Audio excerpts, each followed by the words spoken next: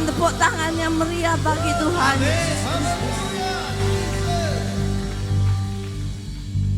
Tuhan, kami sadar, kami tahu kalau saat ini kami berada di tempat ini.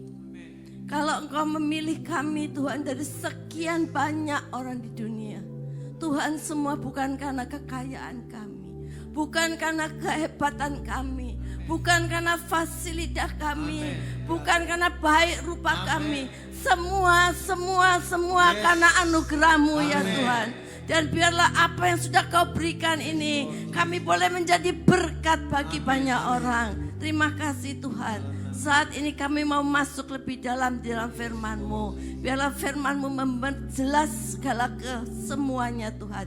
Sehingga kami mengerti rencana Tuhan di dalam kehidupan kami. Terima kasih Tuhan, terpuji nama-Mu. Dalam nama Yesus kami mengucap syukur dan berdoa. Amin. Silakan duduk. Kita akan membaca di dalam Efesus 2 ayat 8 sampai 10. Efesus 2 ayat 8 sampai 10. Sebab karena kasih karunia kamu diselamatkan oleh iman. Itu bukan hasil usahamu, tetapi pemberian Allah. Itu bukan hasil pekerjaanmu. Jangan ada orang yang memegahkan diri. Karena kita ini buatan Allah, diciptakan di dalam Kristus Yesus untuk melakukan pekerjaan baik yang dipersiapkan Allah sebelumnya. Ia mau supaya kita hidup di dalamnya. Saudara sekalian, di dalam keselamatan ini kita menerima anugerah Tuhan. Tahun The Amazing Grace. Ya. Dalam Efesus 2 dikatakan itu bukan hasil usaha kita, bukan karena kebaikan kita, bukan karena hasil pekerjaan kita, tapi semua itu adalah pemberian Allah. Saudara, semua ini adalah anugerahnya. Ada banyak hal di dalam hidup ini merupakan anugerah yang sudah Tuhan berikan kepada kita. Tetapi kita harus mengerti, kita harus sampai jangan salah sangka. Allah tidak pernah mendidik kita menjadi anak-anak yang manja dan cengeng, ya. Minta yang harus selalu dituruti. Meskipun Allah banyak memberikan anugerah di dalam hidup kita, tetapi Dia tantang kita, ya. Dia mau kita berjuang. Dia perintahkan kita supaya kita tetap hidup berjuang, supaya kita tetap hidup di dalam perjuangan sesuai dengan pesan Paulus di dalam Filipi 4 ayat 27 yang berkata, hanya hendaklah hidupmu berpadanan dengan Injil Kristus, supaya apabila aku datang aku melihat, dan apabila aku tidak datang aku mendengar, bahwa kamu teguh berdiri dalam satu roh sehati, sejiwa berjuang untuk iman yang timbul di dalam pemberitaan Injil. Karena apa Paulus menuliskan surat di dalam Filipi ini? Karena banyak orang-orang yang menerima anugerah tanpa dia berjuang. Saudara, dan akhirnya dia menjadi orang yang mudah lemah. Dia menjadi orang yang mudah kecewa, menjadi orang yang manja, sedikit-sedikit menggerutu, sedikit-sedikit gak bisa bersyukur, ya. Karena apa? Karena masalah sedikit-sedikit dia bersyukur. Kok bisa aku mengalami ini? Kenapa aku mengalami ini? Kenapa Tuhan tidak jawab doaku? Kenapa penyakitku gak sembuh-sembuh? Dan sebagainya. Karena apa? Karena mereka menuntut selalu anugerah, anugerah, anugerah. Tetapi Tuhan menghendaki sebaliknya. Orang-orang yang berjuang, ya, yang berjuang sungguh-sungguh dengan anugerah Tuhan, maka orang ini menjadi orang yang kuat. Tetapi orang yang berjuang tanpa anugerah Tuhan, ya, dia tidak mendapatkan anugerah Tuhan. Dia berjuang. Hidup ini membosankan, hidup ini menjadi jenuh, hidup ini menjadi capek. Saudara, oleh karena itu, walaupun begitu banyak anugerah yang Tuhan berikan pada kita, tetapi ingat, Tuhan tetap ingin kita untuk berjuang di dalam hidup ini. Amin. Saudara, kenapa kita harus berjuang? Karena kita hidup di dalam dunia ini, kita mempunyai musuh. Musuh pertama kita itu adalah iblis. Di dalam 1 Petrus 5 ayat 8 dikatakan, sadarlah dan berjaga-jagalah. Lawanmu si iblis berjalan keliling sama seperti singa, mengaum-ngaum dan mencari orang yang dapat ditelannya. Lawanlah dengan iman yang teguh. Saudara, iblis itu sedang mencari orang-orang yang bisa ditelannya.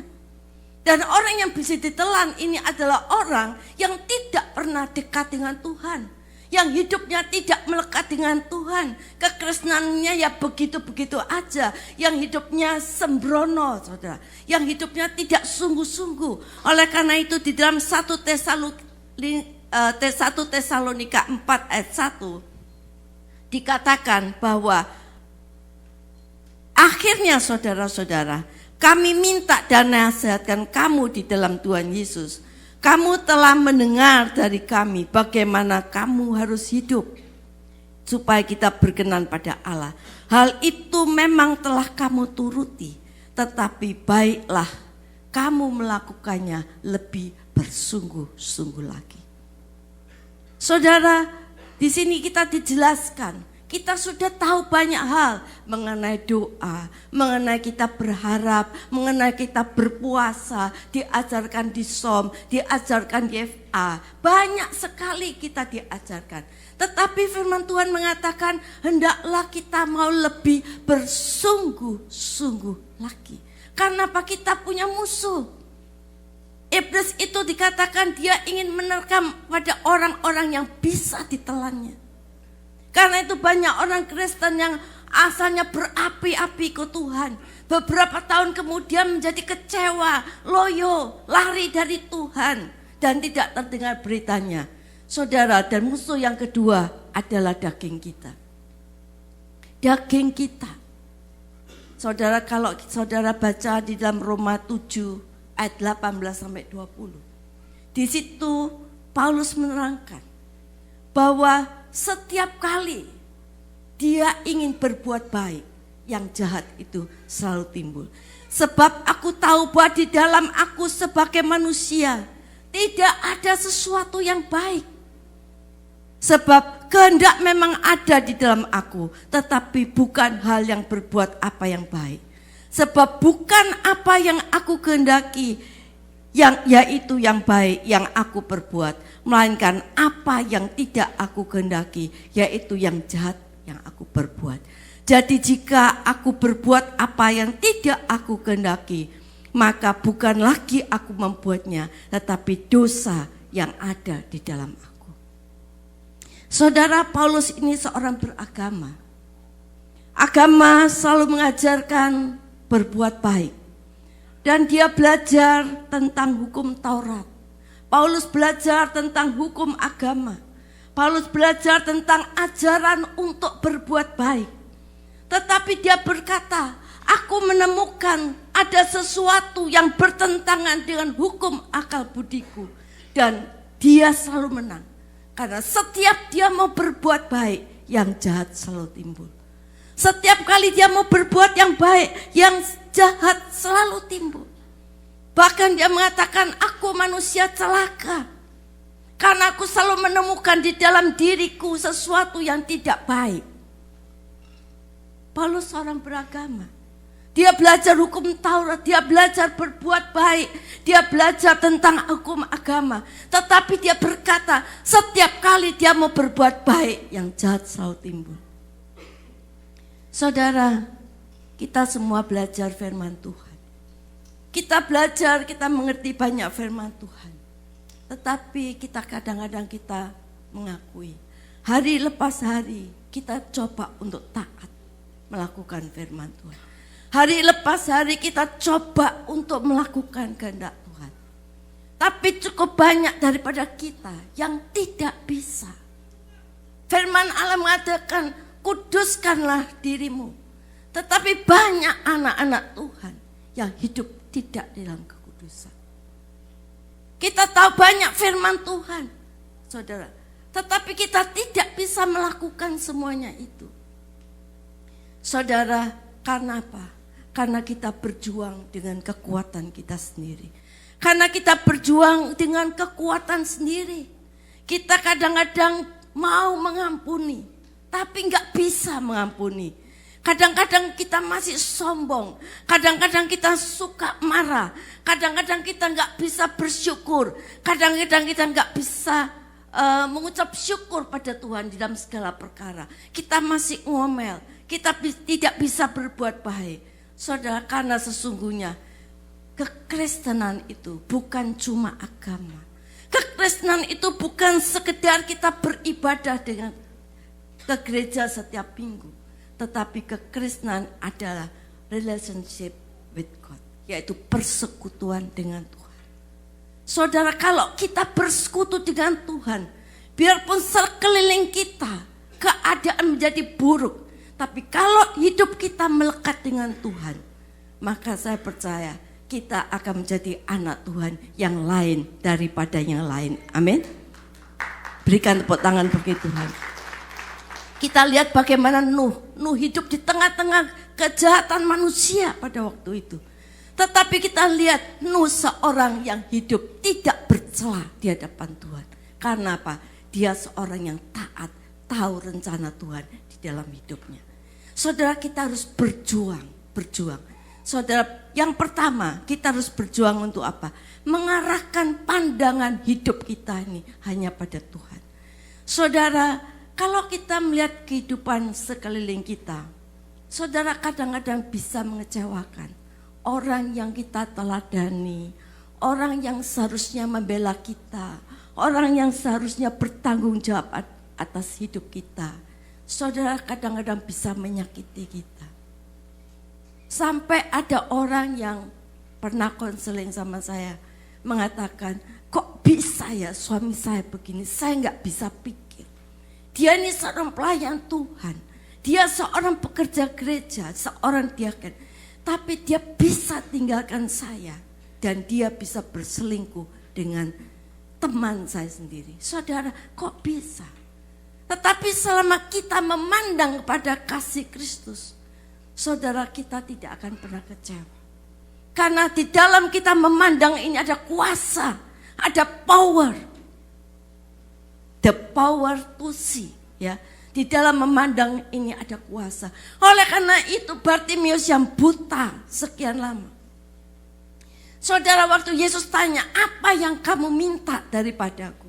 Seorang pengemis yang buta, mestinya pengemis itu mintanya uang, minta sedekah. Tetapi dia mengatakan, rabuni aku supaya aku bisa melihat. Dia memang secara fisik buta, tetapi secara roh dia tidak buta. Dia tahu siapa Yesus. Karena waktu dia mendengar Yesus datang ke Yeriko, dia mengatakan, Yesus anak Daud. Dengan jelas dia berkata, kasihanilah kami. Yesus anak Daud, kasihanilah kami. Sehingga Yesus bertanya, apa yang kamu minta daripadaku? Rabuni aku supaya aku bisa melihat. Saudara, pandangan kita ini bisa membuat hidup kita baik. Tetapi pandangan yang salah bisa membuat hidup kita hancur. 3 orang yang mempunyai pandangan yang salah yang Alkitab jelaskan, yaitu Hawa. Hawa ini memandang pohon buah yang tidak boleh dimakan. Tapi dia pandang, akhirnya dipetik, dia ambil, dia makan. Dan hari itu adalah hari fatal baginya. Dia diusir dari Taman Eden untuk selamanya. Saudara, yang kedua kita lihat Daud. Waktu dia santai, dia melihat bagaimana Batseba sedang mandi. Akhirnya dia jatuh di dalam dosa perzinahan. Dan yang ketiga, istri Lot. Dia memandang menoleh ke belakang menjadi tiang garam. Hidupnya fatal. Saudara, kalau kita memandang persoalan kita bisa stres. Kita bisa depresi, kita bisa gagal, kita bisa jatuh. Tetapi kalau kita memandang kasih setia Tuhan, maka kita kemenangan ada di depan kita. Berikan tepuk tangan bagi Tuhan. Dia bilang, rabuni aku supaya aku bisa melihat. Saudara, kenapa? Karena kalau kita memandang persoalan kita, banyak orang yang tidak bisa memandang pertolongan Tuhan. Dia tidak bisa merasakan tangan Tuhan yang menggapai kita karena dia memandang persoalan. Saudara, banyak orang karena persoalannya kabut di dalam hidupnya yang gelap sehingga dia tidak bisa memandang Tuhan. Tapi ayo saudara, pagi hari ini kita mau berjuang sebagai anak-anak yang sudah menerima anugerah Tuhan. Ayo kita berjuang untuk kita tetap memandang Tuhan. Kalau kita memandang Tuhan, kita tidak akan pernah kecewa karena Tuhan Yesus tidak pernah berubah dulu, sekarang, dan selama-lamanya. Amin. Yang kedua, kita memandang apa? Yang kedua, kita berjuang supaya kehendak Kristus itu yang terutama dalam hidup kita. Saudara, Markus 14 ayat 38 berkata, roh memang penurut, tetapi daging ini lemah. Saudara, kalau kita bisa bilang tidak terhadap daging kita, maka kita akan menang. Kita akan lepas dari semuanya. Tetapi kalau kita tidak bisa menguasai daging kita, sehingga akhirnya kita tidak berjuang di dalam hidup kita, kita hanya mementingkan kepentingan sendiri, maka kita menjadi anak-anak Tuhan yang gagal. Tapi kalau kita mau menuruti kehendak Tuhan yang terutama dalam kehidupan kita, maka kita akan bisa menyenangkan hati Tuhan. Amin. Yang ketiga, kita perlu berjuang untuk apa? Untuk setia. Tuhan senang, Tuhan cinta pada anak-anak Tuhan yang setia. Saudara, setia di dalam berdoa, setia di dalam berharap. Saudara, kesetiaan itu tidak selama-lamanya mendatangkan senyum. Kadang-kadang kesetiaan itu mendatangkan air mata. Tetapi saya percaya ada banyak orang yang berteriak, Yesus, Yesus, aku setia padamu. Yesus, Yesus, aku cinta padamu. Tetapi pada saat ada gelombang yang terjadi dalam kehidupannya, dia mulai berubah setia. Dia mulai berubah, tidak melayani. Dia mulai goncang. Dia mulai tidak mempercayai firman Tuhan. Katanya firman Tuhan begini, kenapa kok ini begini? Saudara, kita harus jadi orang yang setia. Amin. Kita lihat bagaimana Daniel, orang yang setia di dalam doanya. Walaupun dia masuk di dalam kandang singa, dia tidak pernah takut. Dia tahu Yesus satu-satunya punya Allah yang sanggup menolong dia. Kita lihat bagaimana Sadrak, Mesak, dan Abednego, 3 orang ini begitu setianya kepada Tuhan. Sampai dikatakan kalau kamu tidak mau menyembah patung ini, kamu harus masuk di dalam dapur api, dipanaskan 7 kali. Tetapi dikatakan dia tidak pernah menghiraukan semuanya, dia tetap setia. Dan walaupun dia masuk di dalam dapur api yang dipanaskan 7 kali, tetapi pertolongan Tuhan tidak pernah tidak terjadi. Amin. Kalau kita tetap setia, Tuhan senantiasa menolong kita. Amin. Saudara, kita harus berjuang untuk setia. Air mata boleh mengalir, masalah boleh ada, badai boleh terjadi, ombak kehidupan boleh datang dalam kehidupan kita. Gunung yang tinggi mungkin ada di depan kita, tembok yang tidak bisa kita daki, yang tidak bisa kita lompati ada di depan kita. Tetapi kita harus tetap berjuang untuk setia. Langkah-langkah kita tetap teguh, hati kita tetap percaya, mata kita tetap memandang Tuhan karena Allah adalah sumber kekuatan kita. Amin. Kita tetap setia berdoa, kita tetap setia berharap, kita tetap setia percaya, tetap setia mengucap syukur. Orang yang setia beribadah, Amsal 31:16 berkata bahwa orang yang setia beribadah pada malam hari pelitanya tidak pernah padam. Malam hari itu artinya kesesakan. Malam hari itu artinya kesulitan. Kalau orang setia beribadah, pelitanya tidak pernah padam. Saudara, karena hidup di dalam dunia ini, orang mengatakan hidup ini seperti roda, kadang di atas, kadang di bawah. Tetapi di dalam Alkitab mengajarkan hidup kita ini tidak di atas dan di bawah, tetapi hidup kita ini semakin hari seperti rembang tengah hari, semakin hari semakin naik, semakin naik, semakin naik, dan kita tidak pernah menjadi ekor tetapi menjadi kepala. Amin. Hidup di dalam kekristenan ini bukan teka-teki. Kalau hari ini kita bergumul, kalau hari ini kita meneteskan air mata, maka esok kita akan menuai bersorak-sorai bersama Tuhan. Amin. Karena kita tahu Allah tidak punya rencana kecelakaan bagi hidup kita, tapi masa depan yang penuh pengharapan. Saudara, kesetiaan itu mahal, tetapi modal untuk meraih mujizat. Saudara, kita lihat bagaimana janda seorang nabi yang dikatakan dia sudah enggak punya apa-apa, sehingga 2 anaknya harus diambil, dijadikan budak kalau dia tidak bisa membayar hutang. Saudara, waktu dia datang pada Elisa tanya, kamu punya apa? Dia mengatakan, aku enggak punya apa-apa, semua sudah habis. Cuma sebuli minyak yang aku simpan, 1 botol buli-buli berisi minyak. Saudara, kenapa janda ini tahu artinya dia simpan itu minyak? Semua bisa habis, keuangan bisa habis, kasih bisa habis, harta bisa habis, tetapi dia masih punya minyak. Minyak ini lambang persekutuan dengan Tuhan. Lambang persekutuan dengan Tuhan. Saudara, semua boleh habis dalam kehidupan kita, tetapi satu hal, kesetiaan kita yaitu persekutuan dengan Tuhan jangan sampai pernah habis, karena itu adalah modal mendapatkan mujizat. Amin. Yang keempat, kita harus berjuang supaya apa? Supaya jangan sampai kita hanyut. Saudara, kita ini ada di dalam dunia, ya.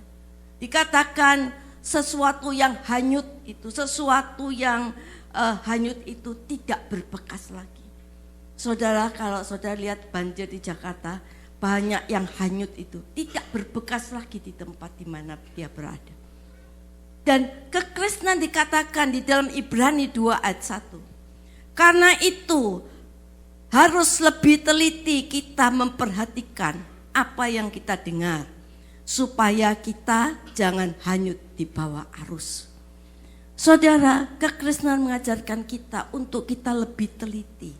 Ada banyak anak-anak Tuhan yang begitu mengasihi Tuhan, begitu mencintai Tuhan, berkobar-kobar, melayani Tuhan, mencintai Tuhan. Tetapi karena masalah di dunia, karena persoalan, karena problem di dunia, saudara, atau karena keindahan dunia, karena kenikmatan daging, saudara, dia bisa dibawa oleh arus dunia, semakin hari semakin jauh dari Tuhan, dan akhirnya hanyut terhilang. Saudara, prinsip kita mencintai Tuhan akan menjadi habis kalau kita hanyut di dunia. Saudara, ingat, kehidupan kekristenan adalah hidup yang tegar. Hidup yang tegar di dalam Tuhan.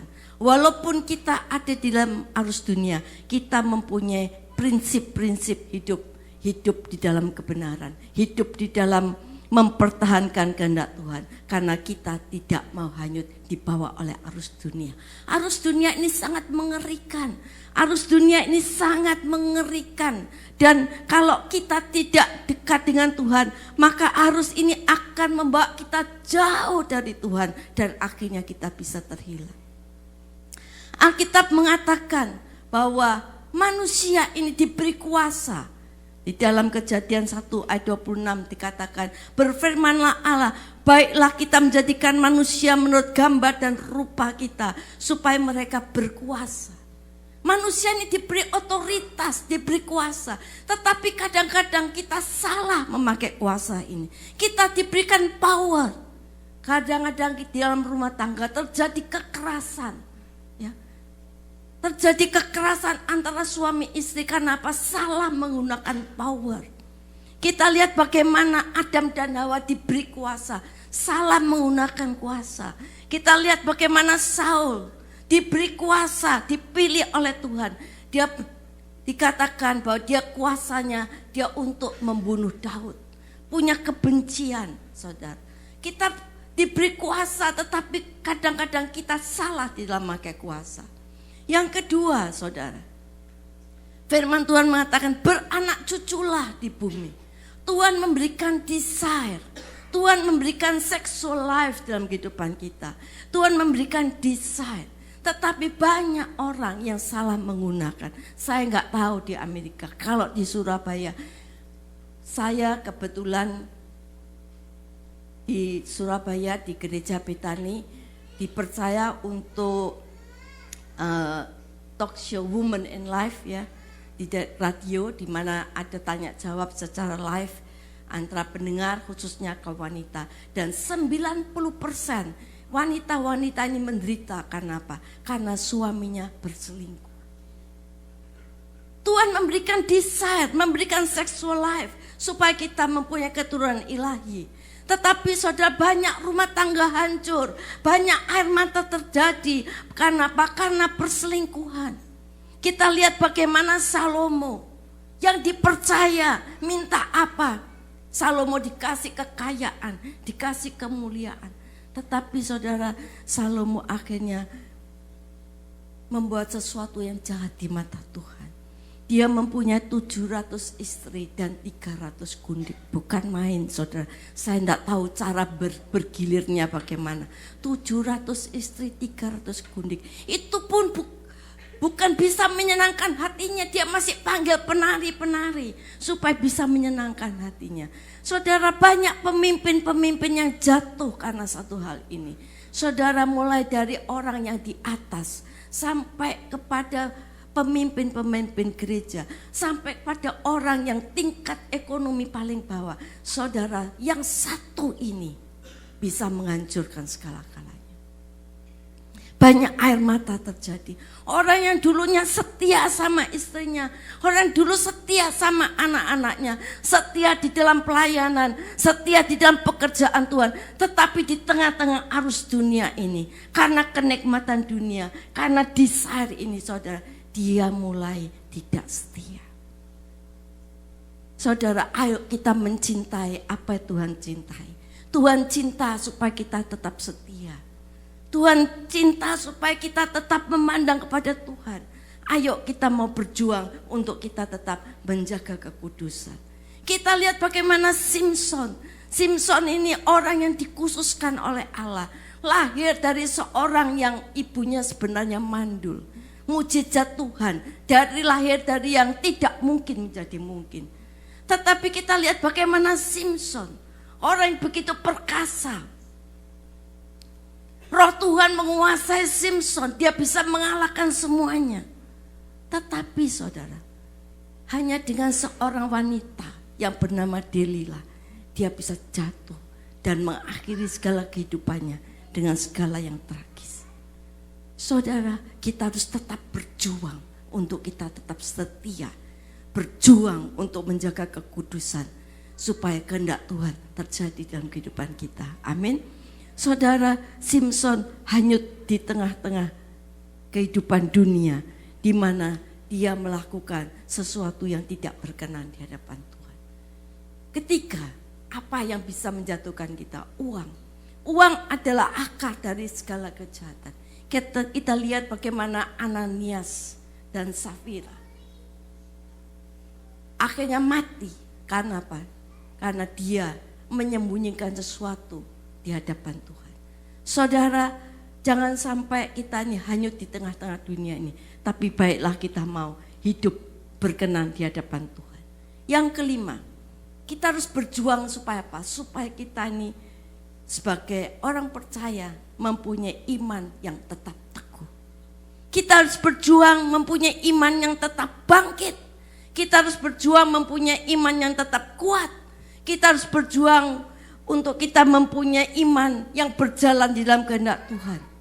Saudara, orang dunia tidak berani menghadapi realita. Kalau saudara baca, mungkin dengar enggak di Amerika ya, di Ngagel ada satu keluarga yang menghadapi satu problem keluarga yang sangat menekan hidupnya. Dan akhirnya mereka tidak bisa menghadapi realita hidup ini. apa yang dilakukan? Ini seorang ayah ini, dia membunuh istrinya. Setelah dia membunuh istrinya, dia membunuh anak-anaknya.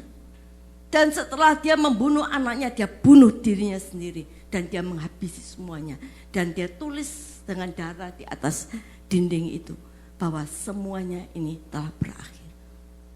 Kesesakan dia yang alami itu berakhir. Saudara, orang dunia tidak dapat menghadapi realita di dalam kehidupan ini. Tapi syukur puji Tuhan, kita sebagai orang percaya, kita percaya bahwa segala kesesakan yang kita alami adalah batu loncatan untuk mencapai kemenangan yang Tuhan janjikan. Amin. Saudara, setan itu selalu berusaha menghancurkan hidup kita. Mungkin setan bisa menghancurkan masa lalu kita, tetapi dia tidak pernah berkuasa memegang masa depan kita. Kalau masa lalu kita boleh gagal, masa lalu kita boleh hancur, tapi masa depan kita penuh pengharapan di dalam Tuhan. Amin.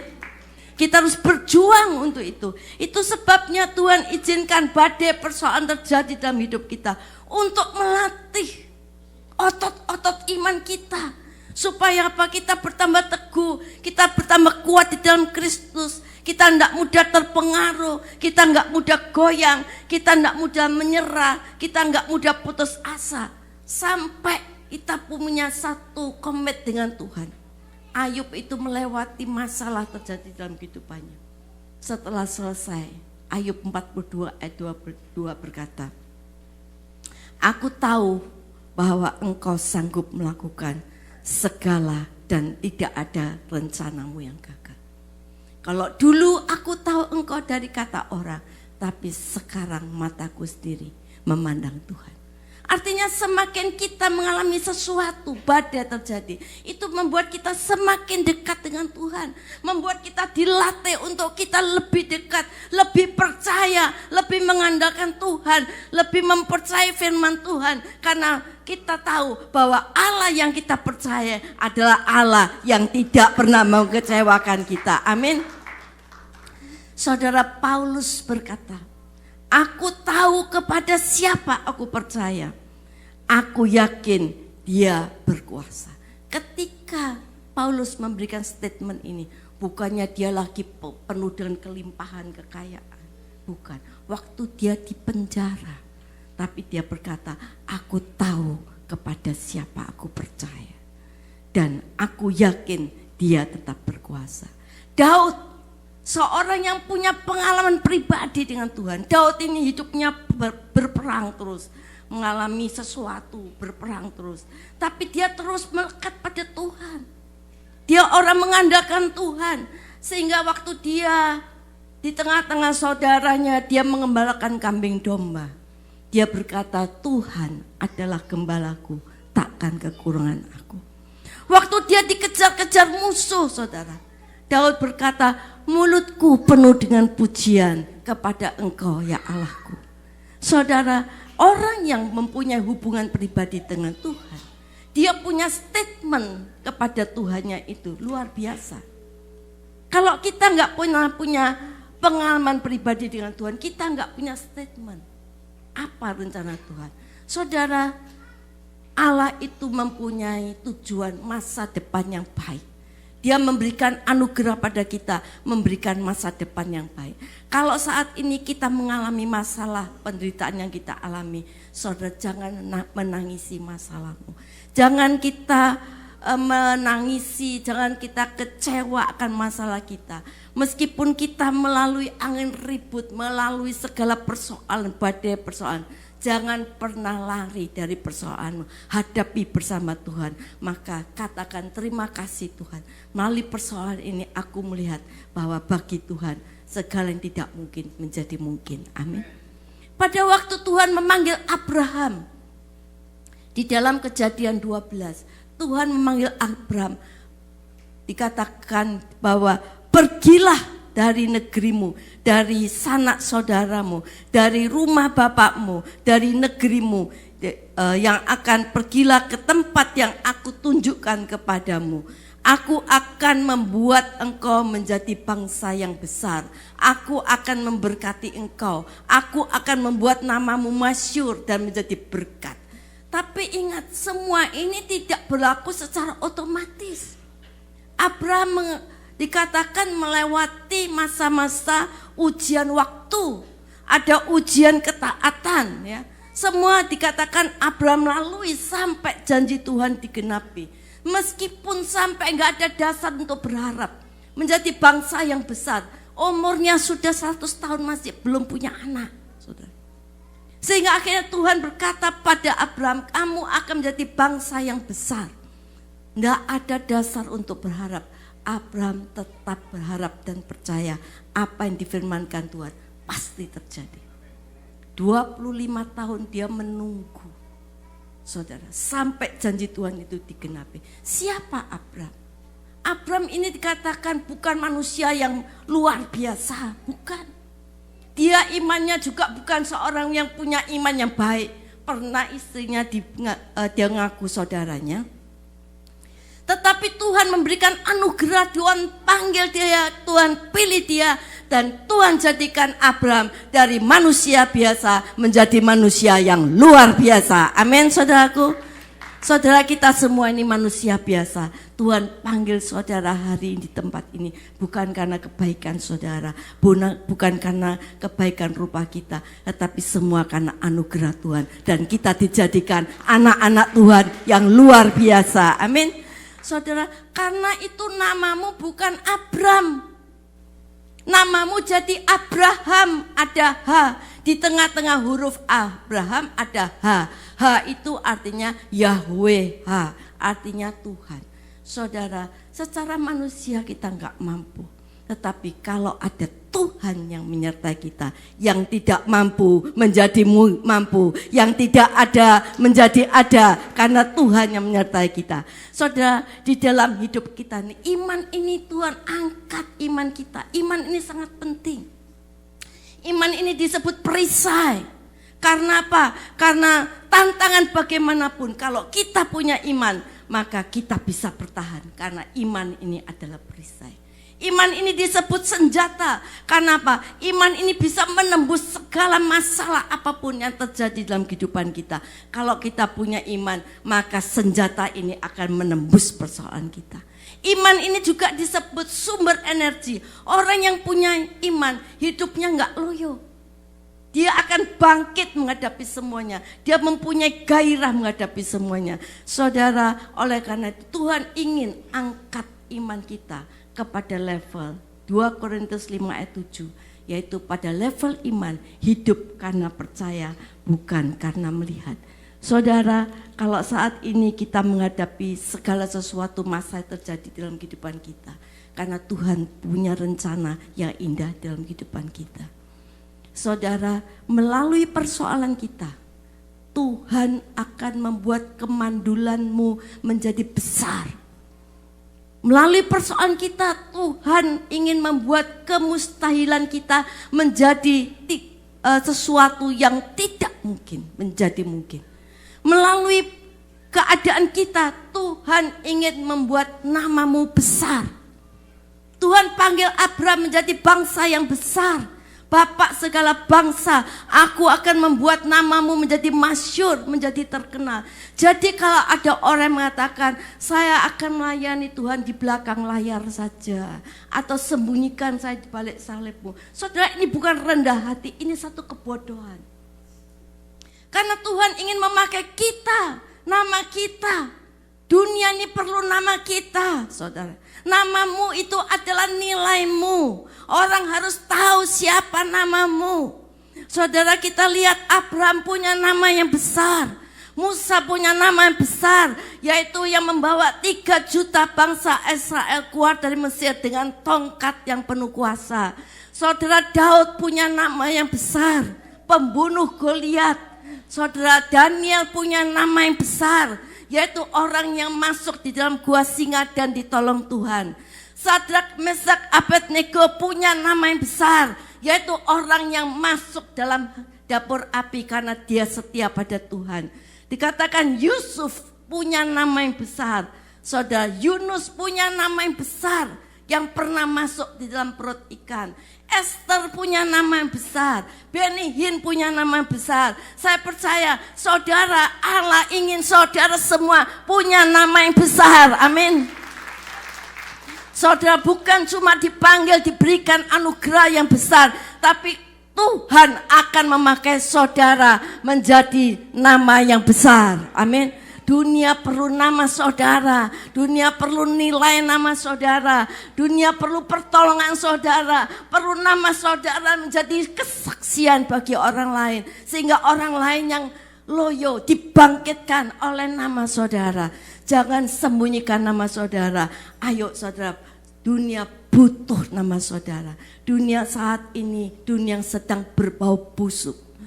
Perjinahan, ya, kemesuman, kemaksiatan, ya, kejatuhan terjadi di mana-mana. Orang-orang kaya bisa jatuh, saudara. Orang-orang yang punya nilai-nilai tinggi bisa jatuh, saudara. Orang-orang yang dulu diagungkan, saudara, sangat dipermalukan, masuk penjara, saudara. Tetapi pagi hari ini saya percaya orang yang mengandalkan Tuhan tidak akan pernah dipermalukan dan dikecewakan. Amin. Saudara, biarlah nama kita membawa bau harum di tengah-tengah dunia yang busuk ini. Saya akhiri dalam 1 Korintus 2 ayat 15. Sebab bagi Allah kami adalah bau yang harum dari Kristus di tengah-tengah mereka yang diselamatkan dan di antara mereka yang binasa. Biarlah nama kita membawa nama yang harum. Melalui apa? Melalui perkataan kita. Perkataan kita apakah membangun orang lain? Apakah perkataan kita ini penuh dengan sumpah serapah? Atau perkataan kita ini menghakimi orang? Atau perkataan kita ini membangun orang, membawa damai? Saudara, nama yang harum melalui perkataan kita. Nama yang harum melalui pikiran kita, perasaan kita. Apakah kita ini masih punya dendam, masih punya jengkel, masih punya benci. Nama yang harum melalui sikap dan perbuatan kita. Dan nama yang harum ini akan terpancar. Banyak orang yang melayani Tuhan. Banyak orang yang lahir baru bertobat. Tapi saudara, di dalam hidupnya masih ada dendam, iri hati, benci, ya, gak bisa mengampuni. Dan itu semua akan membuat busuk diri kita sendiri. Tapi biarlah kita mau sungguh-sungguh mempunyai nama harum dan menyenangkan hati Tuhan. Saudara, kita mau bagaimana sikap kita. Apa yang Tuhan cintai, kita cintai. Saudara, Tuhan cinta kita tetap setia. Tuhan cinta kita tetap memandang Dia. Tuhan cinta kalau kita menjadi berkat bagi orang lain. Dan Tuhan cinta kalau kita menyenangkan hati Tuhan. Saudara, Daud itu seorang yang kaya. Dia raja, dikatakan dia raja. Seorang yang kaya, hidupnya penuh dengan kekayaan dan kemuliaan. Saudara, kalau dia di ruang VVIP, orang sembah dia, orang sanjung-sanjung dia, karena dia seorang raja yang dihormati. Kalau saudara baca di Tawarikh, matinya Daud penuh dengan kekayaan dan kemuliaan. Tetapi pada waktu Daud ada di hadirat Tuhan, apa yang dia lakukan? Dia copot segala mahkota kerajaannya. Dia copot segala jubah kerajaannya. Dan dia berlutut di bawah kaki Tuhan. Dan dia berkata, lebih baik satu hari di pelataran-Mu daripada 1000 hari di tempat lain. Mazmur 84 ayat 11. Ini dikarang oleh seorang raja. Dia ingin, saudara, pada waktu dia menghadapi sesuatu, saudara, dia datang pada Tuhan. Dia selalu jujur, hatinya kosong, hatinya kering. Dan dia ingin Tuhan ada di dalam hatinya. Dia berkata, kau boleh ambil kerajaanku, kau boleh ambil takhtaku, kau boleh ambil jubah kerajaanku, kau boleh ambil kekayaanku. Tapi jangan pernah ambil roh Tuhan yang ada di dalam hidupku. Saudara, saya punya seorang teman. dia seorang yang ditinggal oleh suaminya. Saudara, dia berkata, Bu Jim, saya kalau suruh menjalani seperti Bu Jim 5 tahun, saya enggak sanggup. 3 bulan saja, terus saya turun 10 kilo. Tetapi waktu saya doakan, bimbing dia, akhirnya dia menjadi kuat. Imannya naik, level. Dan sampai dia pada taraf hidup karena percaya, bukan karena melihat. Saudara, pada waktu itu sudah mencapai 5 tahun, suaminya belum kembali. Dan apa yang terjadi? Waktu dia satu saat dia buang air kecil, darah keluar. Ternyata setelah dia periksa, dia ada kanker di dalam kandungannya dan dokter mengatakan stadium keempat. Dan dia harus melalui kemo. Dan di kemo itu rambutnya menjadi hilang, gundul, saudara, bulu matanya dia menjadi jelek, hitam, dan sakitnya luar biasa.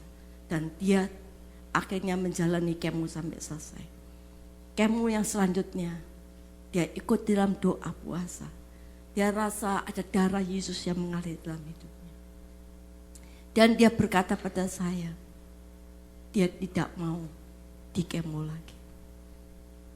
Saudara, setelah 6 bulan kemudian, dia check up hasil darahnya dia mulai di tes darahnya kembali. Ternyata dokter panggil semua anak. Dan ternyata dokter menyatakan, dokternya geleng-geleng kepala.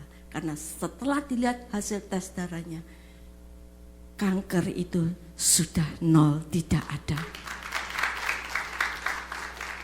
Saudara, saat ini dia rambutnya yang dulu gundul, rambutnya menjadi lebat, ya, lebat dan indah, bulu matanya yang dulu biasa menjadi lentik, dan wajahnya menjadi cantik. Dan sekarang pada waktu dia sembuh, saudara, Tuhan itu tidak pernah bekerja setengah-setengah. Suaminya, saudara, ketuk pintu, masuk dalam rumahnya, berlutut, dan suaminya bertobat. Sekarang mereka dua-dua melayani Tuhan bersama-sama. Saudara, jangan pernah takut. Persoalanmu itu hanya sebuah nama. Pergumulanmu hanya sebuah nama. Kanker itu sebuah nama. Tumor itu sebuah nama.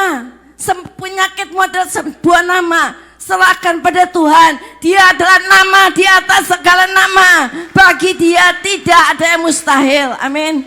Saya undang pemain musik kembali. Ayo kita tetap setia berjuang bagi Tuhan.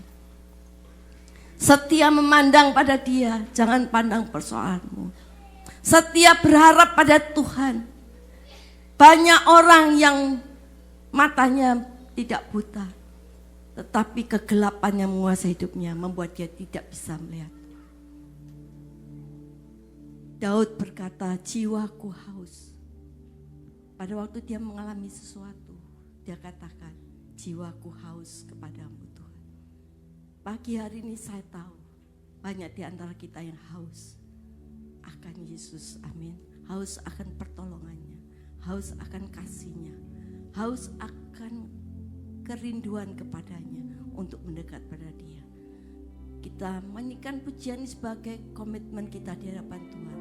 Dan saya undang Bapak Ibu bangkit berdiri.